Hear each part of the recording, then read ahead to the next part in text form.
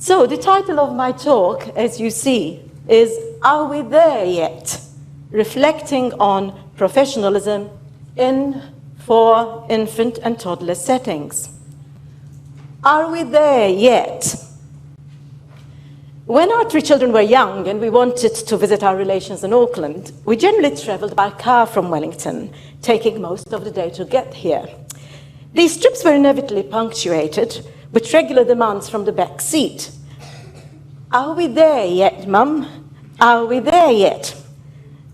To the children, the journey seemed never-ending, and our explanations of why we had not yet arrived were never convincing enough to effectively silence the refrain of, are we there yet? So over the last months, indeed some years now, worrying reports of variable quality in early childhood centres, and particularly in early childhood services for infants and toddlers, have made me feel like one of my children sitting in the back seat of the early childhood car on a seemingly never-ending journey to this mythical land of quality professional early childhood practice. Will we ever get there? This is not to say that I expect to one day reach the end of the professionalism journey, a sort of nirvana blissfulness, if you like, and that things will be perfect ever after. Indeed, I am very aware that an important aspect of professionalism is that there is always an openness to critical questioning and self-reflection, and a willingness to look beyond the here and now, what is, and consider how it might be even better. My argument today is that there is currently a feeling of despondency among early childhood teachers, a feeling that the battles of the past to improve professionalism might have to be refought. Despondency arises from the stalling of the professionalization agenda that has been in place in the sector since at least the 1980s, and from the shattered hopes that the long overdue recognition that early childhood education and care is valuable work was at hand. Despondency also arises from the realization that despite the fact that early childhood teachers have studied, gained a qualification, despite working with agreed professional values, striving continually to improve their practice, and despite wishing to engage in professional development and continuing to do so, to do the best they can for the children in the care and for their families, the policy infrastructure to support this is fast unraveling. Teachers want to uphold the reputation of their profession, but they are worried that without a fully qualified workforce, they will be increasingly working with people who do not share their professional frame of reference and work from a common sense perspective rather than a theoretically informed one. In this context, I argue that it is time to reinstate a systemic approach to ensuring professionalism in the early childhood sector. Structural elements that traditionally have marked out professions from occupations do make a difference to professional practice. We need to reinstate our commitment to 100% qualified workforce. We need specialized training for those working with infants and toddlers.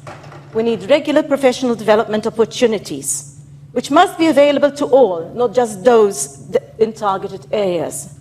And we need to reinstate the possibilities that regular teachers in early childhood services become active in self-reflection and in transformative practitioner research, such as demonstrated in the Centre of Innovation Programme and in the TLRI initiative.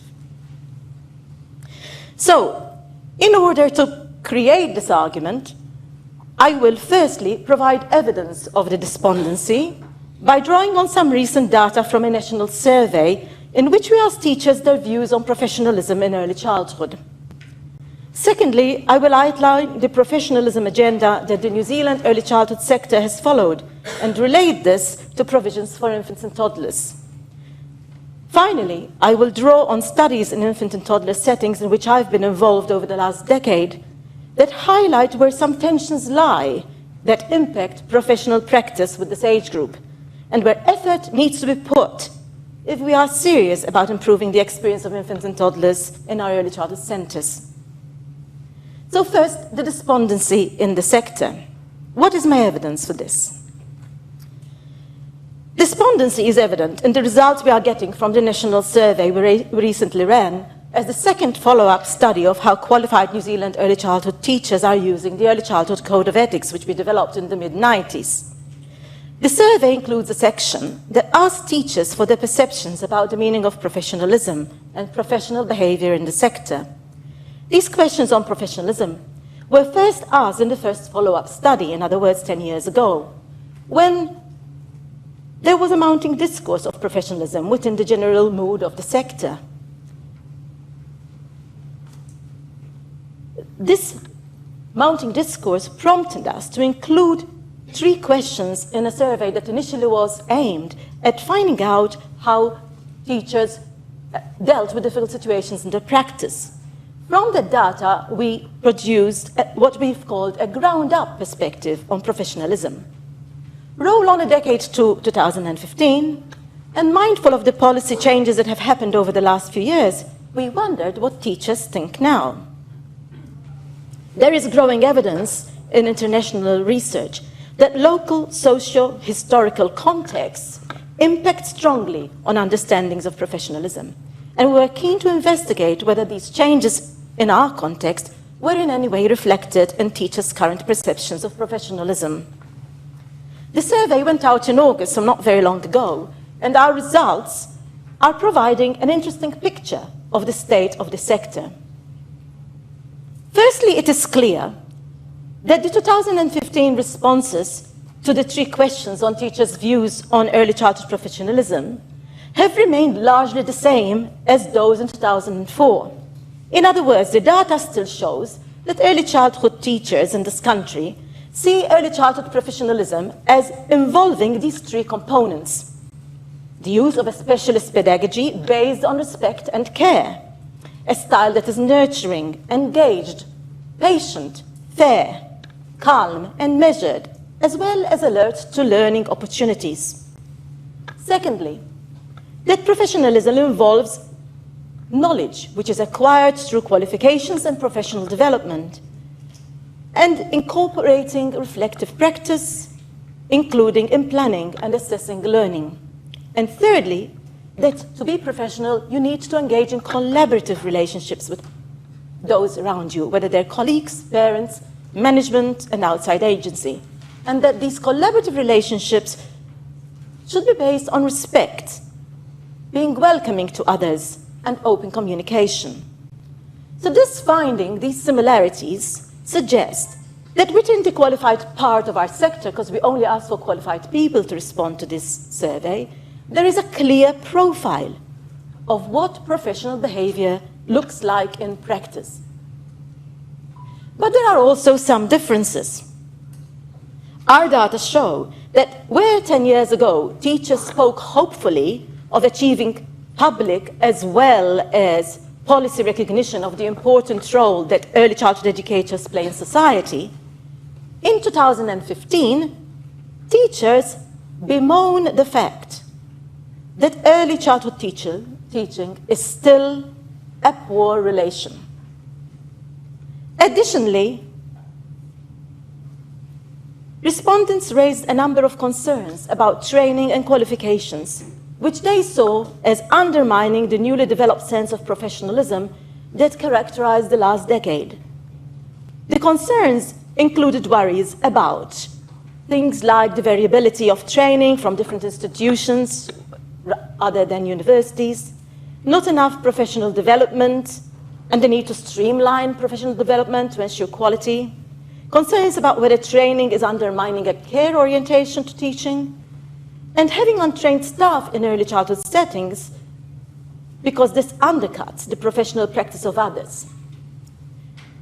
The results also show some mixed messages about the impact of commercialization or corporatization in the early childhood world, particularly coming from respondents in education and care settings. And we are keen to explore this further in focus groups later in the project.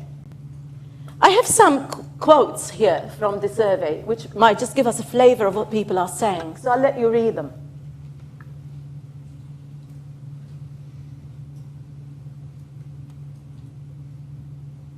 glorified babysitting with the poor relations. Concerns about training. The headline about the 150 centres in Auckland that were red flagged. These things make an impact on teachers. And this feeling of despondency was really quite strongly communicated also. Those of you who went to the Early Childhood Convention, certainly I felt that there was this sense of, where are we? Where are we? So we feel that this is speaking to the current context. Okay. Clearly, there is disquiet in the sector.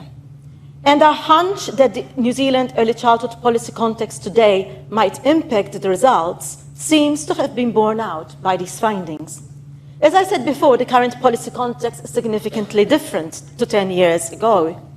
10 years ago, the policies of the 10-year strategic plan were just beginning to unfold. By contrast, today, the strategic plan is invisible in policy discussions, and many of its policies have been dismantled. Here's a slide which shows some of this change. So, the target of 100% qualified is now down to 8%. And that was, of course, mirrored a change in government, which always comes in with its own priorities. Centres who already have 80% of their staff qualified and registered are no longer eligible to receive government grants to support provisionally registered teachers to become fully registered. And so this has taken away the incentive for early childhood centres to employ 100% qualified staff. Professional development funding has been reduced by 25% and has been replaced by targeted professional development in at-risk communities. There have been changes to licensing regulations which have made it possible for centres to be licensed for bigger numbers of children, and that's attracted more corporate operators, commercial operators, and providing strong competition for many small community-run centres. We hear lots of stories, particularly actually coming from Auckland, where it's bigger than other parts of the country. And the highly successful Action Research Programme, the Centre of Innovation Initiative, was terminated, as you know. Between 2002 and 2010, this initiative had engaged early childhood teachers in research that created many exemplars of excellent practice. Its loss has meant that a path between practice and research has been closed off. So, what these data show is that on the one hand, we have an early childhood sector that is very clear about what early childhood professionalism should look like. And on the other hand, we have an early childhood sector that is feeling despondent about the state of the sector and the erosion of the gains made in past years in establishing a sense of professionalism and professional status for the sector.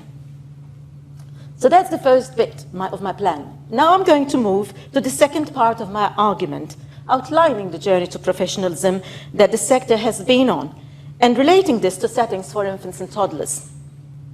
Looking internationally, scholarly and policy interest in the topic of professionalism has surged in the last decade, reflecting probably the growing participation rates in out-of-home early childhood education services, which have prompted governments to seek to improve the quality of their services by professionalizing the early years workforce. This has happened all over the world, not just here, and not just in England, in Indonesia, in Vietnam. It's happened all over the world. The tools of this professionalization have included the introduction of new credentialing initiatives, such as qualifications and accreditation processes, prolonged training, and enhanced professional development. These tools mirror traditional understandings of professionalism based on the traits that well-established professions, such as law and medicine, have in common. The following quote explains some of these characteristics. A profession is characterized, it says, by having particular forms of expertise that it holds, monopolizes them, having social boundaries around themselves through entrance qualifications and extended training, and an ideology of public service and altruism. Professional autonomy is justified by the self-policing mechanisms constructed through their own internal criteria of standards maintained by the profession itself. something along the lines of what the Education Council does. Scholarly discussions about early childhood professionalism have often used these characteristics or traits as their starting point when attempting to position early childhood work as a profession.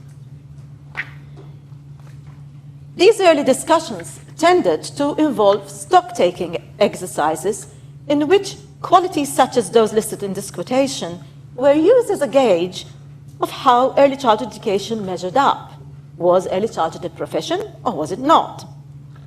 In this view of a profession, professionalism is seen as a quality that derives from the possession of these characteristics and thus is seen to primarily reside within individuals. By contrast, more recent conceptualizations of early years professionalism have been based on attempts to capture what it means to be professional from the perspective of early childhood practitioners themselves. In this approach, rather than looking at other professions as the gold standard, the aim has been to create a definition of early years professionalism that speaks to the unique characteristics of early childhood work itself. In this way, these recent conceptualizations reflect a profession that, as I've argued elsewhere with my colleagues, a profession that has grown up and dares to name its world, a practice that is reminiscent of Paulo Freire's concept, for those who know the pedagogy of the oppressed and his work with literary circles in Brazil, the concept that through the act of knowing, one is able to look critically at the world one lives in and reflect and act upon it, thus creating an alternative and transformative discourse. In New Zealand, we've participated actively in this range of scholarly discussions.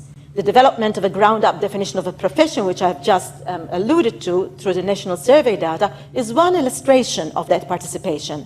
But work by other researchers predated this. For example, a paper by Peter Dinnis, written in 1974 for an early childhood conference in Wellington, illustrates a stock-taking approach to discussions of professionalism.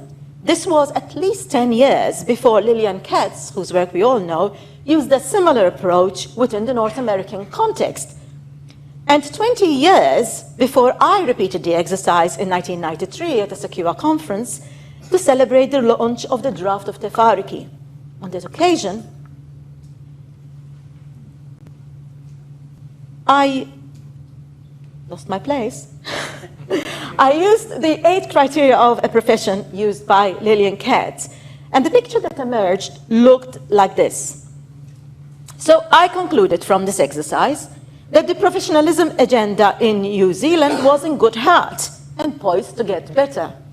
It was poised to get better because we just launched the draft of Tefariki, and we also had in process the development of the Early Childhood Code of Ethics, and those 2 things ticked off 2 of the key ingredients of what makes a profession, traditionally defined. At the same time, both these developments could also be read as deliberate acts to subvert the status quo, the traditional order of things, and create an alternative and transformative discourse. As you will know, both Tefariki and the Early Childhood Code of Ethics were developed as community initiatives that involved academics, early childhood organizations, unionists, and activists. Helen May and Margaret Carr have recounted the development of Tefariki and how it was prompted by the need to resist the likelihood that without a deliberate attempt to create an early childhood specific document, the primary school curriculum would trickle down into early childhood settings.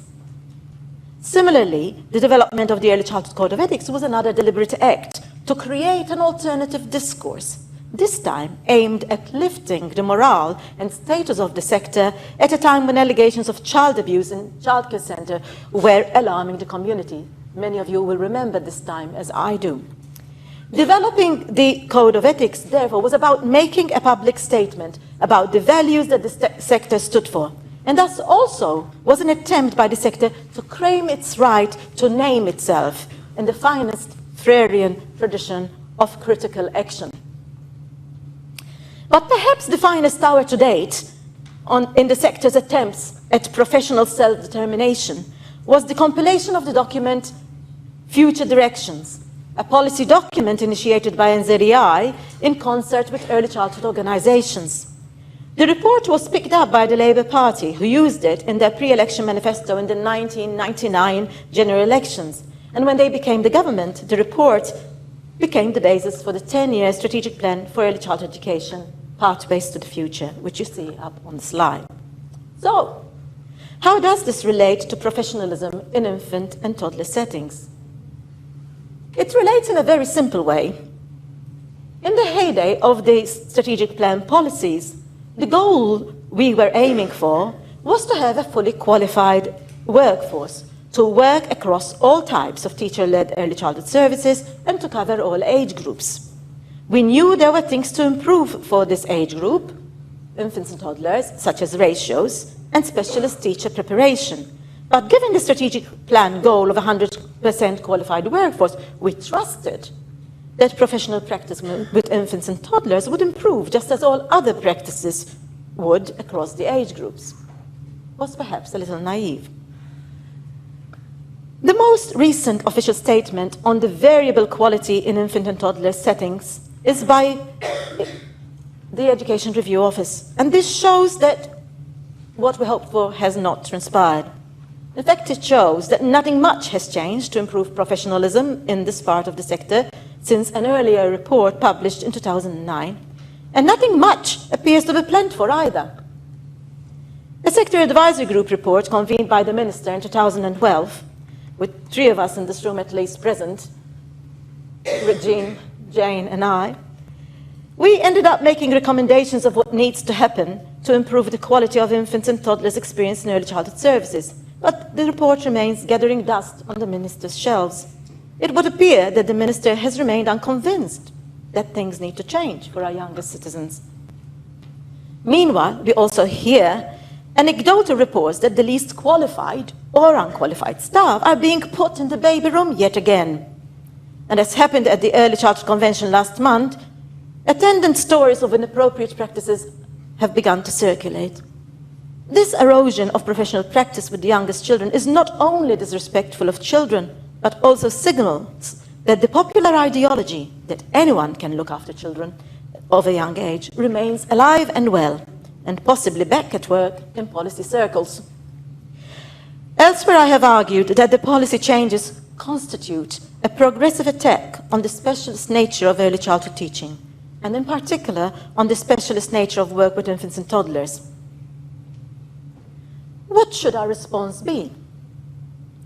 So I now move to the final section. How am I doing? Oh, too bad, eh? I'm so worried about not getting through this. Right, keep going. So in this final section, I will attempt an answer by drawing on insights from recent studies I've been involved in to highlight where some tensions lie that impact professional practice in this in the very early years, and where effort needs to be put if we are serious about improving the experience of infants and toddlers in our early childhood centres. The list of possible tensions to talk about is probably endless, but I have chosen to focus on the following 3, simply to keep the time, really. So the first, the tension between teacher-level adaptation to change and higher-level structural rigidity. Second, the tension which lies in the contradictory discourses about teachers' teaching practices. Should teachers of infants and toddlers teach, or should they be hands-off? Then there are related tensions in the images of the child around which we structure our policy and pedagogy, a competent or a vulnerable child. The project I'm going to draw on first to deal with the first tension was a project I worked on with Professor Judith Duncan, called Under 3-Year-Olds in Kindergartens, Children's Experiences and Teachers' Practice. This project was completed in 2006, at the time that the enrollment of 2-year-olds in kindergarten was still an unfolding phenomenon. It explored the changing professional practice of a group of kindergarten teachers from 4 kindergartens in Dunedin and Wellington, which had 2-year-olds attending. All other interested teachers from the respective associations were invited to discussion groups aimed at exploring wider understandings of 2-year-olds in the kindergarten settings and to build a community of practice of kindergarten teachers of 2-year-olds. A key tension in this project was the realization by the kindergarten teachers that they could be doing things better. Two key factors constrained what they could do. One was their lack of preparation for work with under 3-year-olds. And the second were the organizational barriers that they faced, such as the fact that the kindergarten physical environment, with its equipment and activities, was set up for older and larger children. They also had large group sizes to contend with, and not enough trained adults to go round. So during reflective discussions of the observations we conducted in case study kindergartens and in the discussion groups, the teachers saw 2-year-olds in both familiar and in increasingly new ways. They observed that the children were challenged by the physical environment, but also highly competent in learning about their new environment. They discovered that as their experience with 2-year-olds grew, their own apprehensions as teachers diminished, and they were able to list a number of joys of working with this age group, including the joy of watching the sense of wonders that these 2-year-olds have about the world, watching them achieve something new, the joy of seeing a child work out the code of how a routine worked, the joy of the specialness of the snuggles, the hugs, the being taken by the hand, the coming up to you and their wee arms just go up and give you a hug, they said, the feeling that they were needed and trusted by the child. However, the joys did not diminish the concerns the teachers had about being able to provide a high-quality environment that they knew the children would benefit from. So, in the study, while the teachers were able to reflect, reconceptualize, and reframe their work with 2-year-olds, they were not able to directly change the structural factors they worked within. Group sizes, the trained teacher-child ratio, and the mix of under and over 3-year-olds worked against positive experiences for the 2-year-olds and were sources of major frustrations in the teacher's work. The enrollment of under 3-year-olds in the kindergartens in the study had shifted the teachers' traditional ways of doing early childhood teaching to incorporate new practices, such as a form of key caregiving in some cases. But these practices sat awkwardly in their traditional staffing structures. The changes put new demands on the teachers.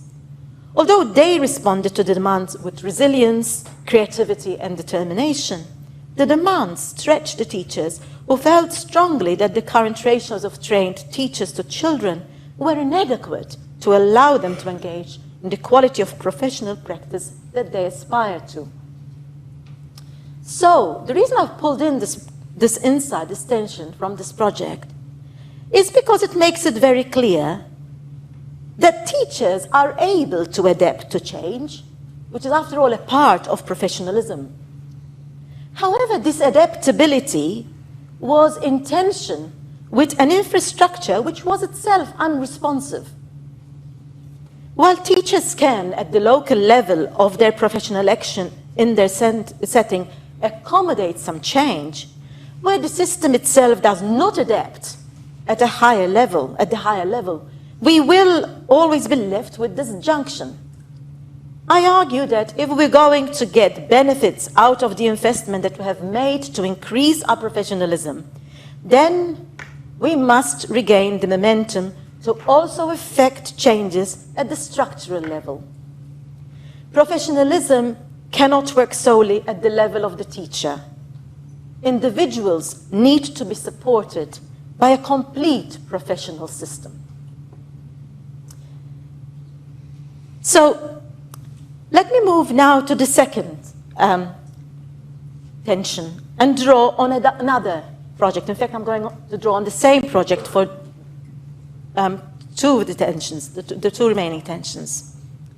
And this to do with the conflicting images of the child that we work with and the contradictory discourses about teachers' teaching practice. This is a project in which I worked with Jean, actually, and with Iris June, who was here in this university, Janita Crow, also from Auckland, and a colleague in Wellington, Karen Doyle. It involved 12 teachers, also funded by the TLRI, by the way. It involved 12 teachers from 5 infant and toddler centres in Auckland and Wellington, working in partnership with 5 researchers, 3 here and 2 in Wellington. The project investigated how learning and teaching were understood in the 5 case study centres, with the aim of finding out how to strengthen pedagogy with very young children. At the start of the project, one teacher explained her team's interest in the study as in this way. She said, while we regard ourselves as providers of both high-quality education and care for very young children, the teaching and learning part of our curriculum proves difficult to pinpoint or articulate. Trying to pinpoint learning, the teachers agreed to collect slice-of-life video observations of 3 or 4 children in each centre. Within 2 weeks of these videos, the researchers met with the teachers to discuss teacher-selected excerpts from each child's video. The discussions were all about trying to identify the learning that was occurring for the child and how the teachers understood that learning and how they responded to it, thus articulating their pedagogy. We had cluster group discussions with participating teachers from the different centres to assist us with the analysis of these data. So a key tension in this project was the apparently contradictory views that teachers held when they spoke about their role in children's learning. On the one hand, the teachers talked about their pedagogy as intentionally responsive to cues from the child and as having an effect that extended into the child's future. On the other hand, they spoke of children's learning as spontaneous and as resulting from the children's own agency rather than the teacher's action. So this fundamental tension ran right through the project discussions and reflected the multiple theoretical and practice traditions that impacted their view of the child as learner. The child was variously constructed as discoverer, sense maker, an embodied learner, a future world citizen, but also as vulnerable and seeking security. The teachers put a strong emphasis on the idea of the child as a biological organism whose development unfolds naturally in a logical progression as they interacted with the physical environment, and you recognize the Piagetian influence there.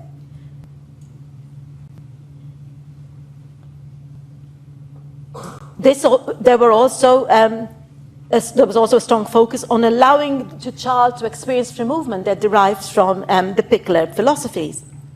Watching a video recording of an 18-month-old lying on her mother soon after arrival at the center, teachers from another center reflected, see how she really lies back. She's quite knowing. While she's there and she's on mum, she can keep her there. She can keep her there as long as she stays on her back. So here in this construction, the child is also agentic, setting her own goals and achieving them, thus learning also to control her world. Later, when talking about this video in a cluster meeting, the teacher said everything she did that afternoon had a purpose. So these narrations by the teachers about children's learning show that the teachers did not construct children as learners in the traditional school sense of learning definable content.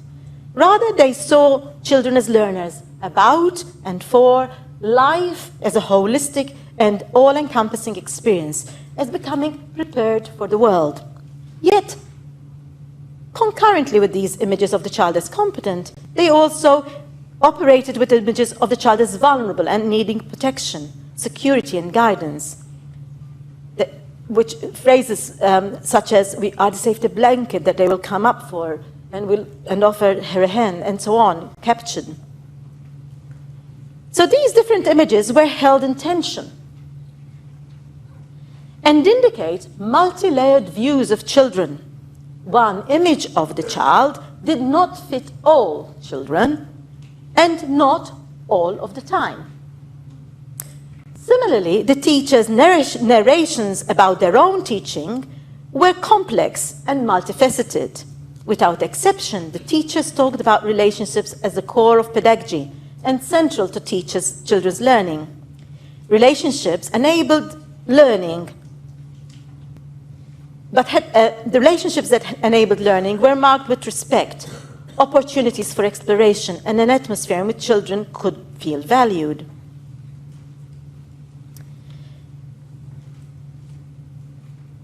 So metaphors such as the teacher being the safety blanket and the emotional anchor additionally indicate that the teacher's awareness of the emotional nature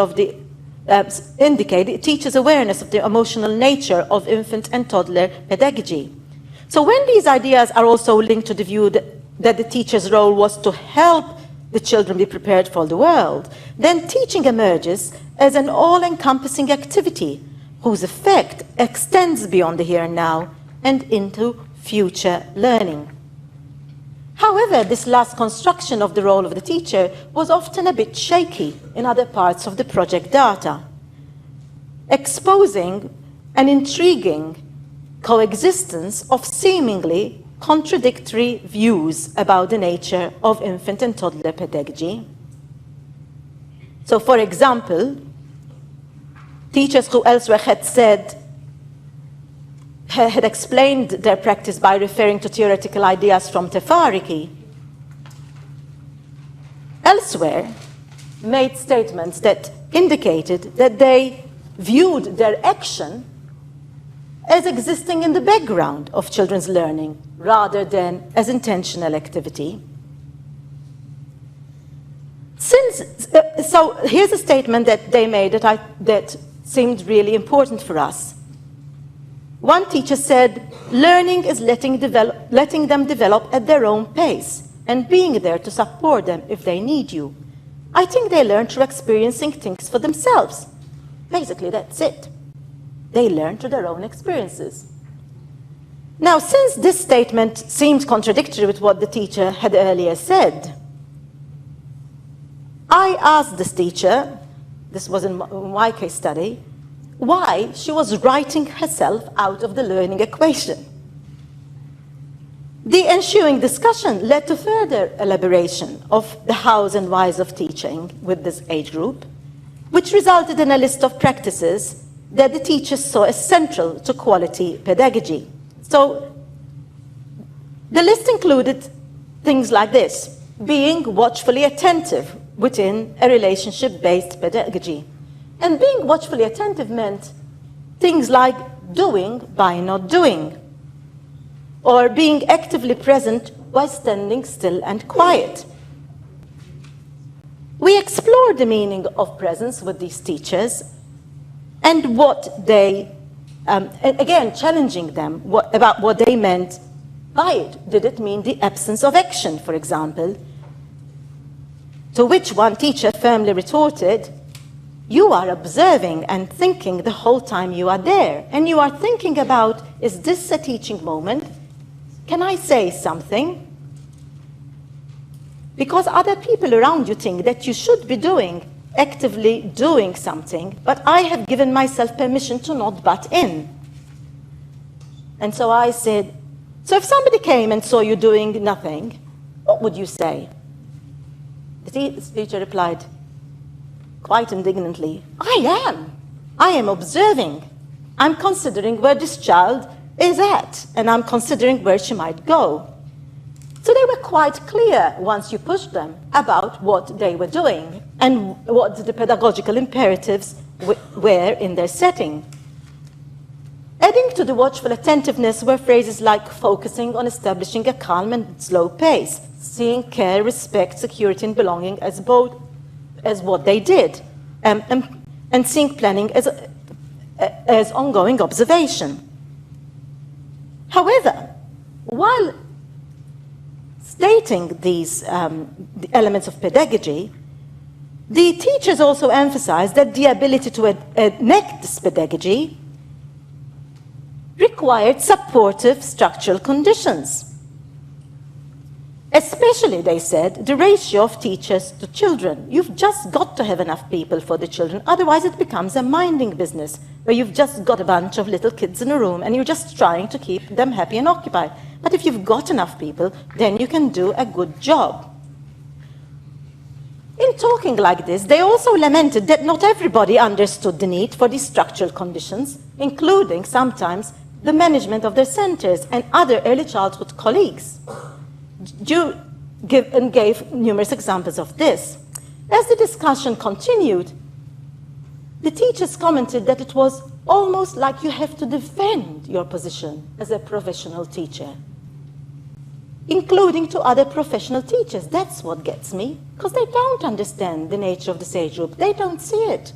All they see is low numbers, high ratios. So, what does that signify? It is clear from these examples that for the teachers in this project, enacting professional practice with infants and toddlers was not a straightforward proposition. Their talk about their practice revealed complex discourses about the nature of learning and teaching that simultaneously positioned their role as both intentional and hands-off. While the pedagogical practices of care and respect, relationship-based practice, watchful attentiveness, and so on, which they identified as working well, while those practices draw on well-known notions about high-quality practice with infants and toddlers, the fact that the teachers assumed these practices to be part of intuitive rather than intentional professional practice suggests that there is a need to give new value to these notions within a new framework. This framework needs to be clear about its theoretical knowledge base and associated practices. Tensions were also evident in the way that the child was variously constructed as competent as well as vulnerable, and in the difficulty the teachers faced in untangling the complex discourses around this topic. So in this project we concluded that these difficulties point to the need for sector leadership to draw on the multiple knowledges at play and on perspectives that can help untangle these discourses. Practitioners will day-to-day need to deal with the theoretical arguments and discourses of learning, because these discourses come up in everyday practice, and they are called upon to articulate them. To deal with this, we need training that helps teachers do this, and this training needs to be focused on infants and toddlers. This discipline-specific training is one of the things that makes a discipline or an occupation a profession. Okay, so to conclude, what then is my argument? In a nutshell, what I have tried to show is that in the early childhood sector, we have been on a path to professionalism, which has focused on creating a professionalism of practice supported by a sound infrastructure of policy. Over the last few years, that infrastructure has been eroded, leaving us with a competent critical profession, but without the structural arrangements in place to sustain it. In the infant and toddler sector, this has meant that the issues that we expected to be resolved about providing high-quality early childhood education for our youngest citizens have remained problematic. Research has shown that relying solely on professionalism of action by teachers working at the local level of their early childhood center can only do so much to remedy the failures of the system. I argue, therefore, that it is time to reinstate a systemic approach to ensuring professionalism in the early childhood sector. Structural elements that traditionally have marked out professions from occupations do make a difference to professional practice. We need to reinstate our commitment to a 100% qualified workforce, our commitment to specialized training for those working with infants and toddlers. We need regular professional development opportunities available to all, not just those in targeted areas. And we need to reinstate the possibilities that regular teachers in early childhood services become active in self-reflection and in transformative practitioner research, such as demonstrated in the TLRI and Center of Innovation research programs. I want to end by thanking my co-researchers who have helped who have worked with me on the projects I have mentioned. And to finish, just reiterate that professionalism is not simply about an act by a teacher or a group of teachers in their working context. Professionalism is a whole ecology. It exists at all levels, and to work has to be systemic in nature. Thank you for your attention.